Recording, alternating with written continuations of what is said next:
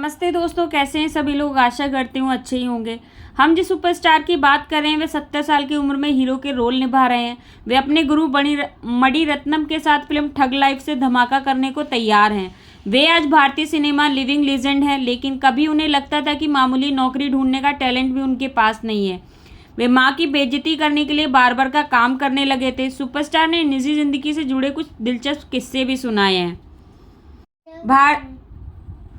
भारतीय सिनेमा के सुपरस्टार की जिंदगी से साबित होता है, अगर आप टैलेंटेड हैं, विद्रोही स्वभाव के हैं और आपको सही गुरु का साथ मिल जाए तो आप लेजेंड बन सकते हैं। सुपरस्टार ने एक इंटरव्यू में बताया कि मां का अपमान करने के लिए वे नाई का काम करने लगे थे। ये भी खुलासा किया, अगर उन्होंने फिल्म मेकर के बालाचंद्र की सलाह नहीं मानी होती तो वे किसी ऑटो में घूमते हुए मारे जाते।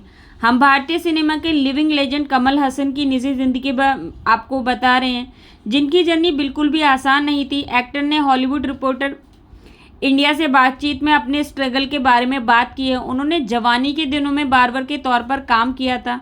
इसमें उनका कोई पैशन नहीं था, बल्कि मां के खिलाफ उनका विद्रोह था। कमल हसन ने कहा, वह शख्स जिसने मेरे टैलेंट के बारे में बताया मिस्टर बालाचंद्र हैं, जो मेरे एक और गुरु हैं।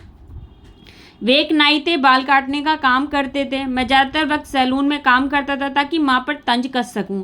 उन्हें लगता था कि मैं पेपर बैग और फिल्में देखकर समय बर्बाद कर रहा हूँ, इसलिए उनकी बेइज्जती करने के लिए मैं नाई बन गया था। कमल हसन की छोटी सी कहानी से प्रेरित होकर फिल्म मेकर बालाचंद्र ने फिल्म जरा सी जिंदगी के क्लाइमैक्स में मिलता जुलता सीन भी डाला था। लेकिन बालाचंद्र ने सिर्फ कमल को प्रेरित नहीं किया, बल्कि उनके करियर को अपनी नेक सलाह से ऊंचाइयों पर भी पहुंचाया है।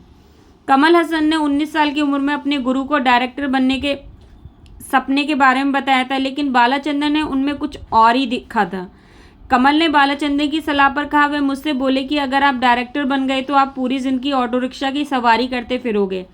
ऑटो को भूल जाओ। अगर मैंने उनकी सलाह नहीं मानी होती तो इनमें से किसी में मैं मर भी गया होता। विक्रम स्टार ने आगे बातचीत में अपने साथियों के निर्णयों के बारे में बताया। वे बोले, मेरे कई दोस्त जो मुझसे ज़्यादा टैलेंटेड थे सड़क पर ही मर गए, इसलिए मैं मिस्टर बालाचंद्र की सलाह का आभारी हूँ। कमल हसन ने आगे कहते हैं कि मैंने वह राह पकड़ी होती तो अधूरे सपने और दिल में गुस्सा दबाए मर गया होता। किसी को पता भी नहीं चलता कि उस ऑटो रिक्शा में एक डेड बॉडी भी थी। कमल आज एक्टर, लेखक और प्रोड्यूसर भी हैं। उन्होंने 10 को लंबे करियर में हर तरीके के जॉनर की फिल्में भी की हैं। इससे साबित होता है कि अगर सही सलाह के साथ भरपूर टैलेंट हो तो आप कहीं भी पहुंच सकते हैं। 70 साल के कमल हसन बीते दिनों भारत पाकिस्तान तनाव पर अपने बयानों से लाइमलाइट में थे।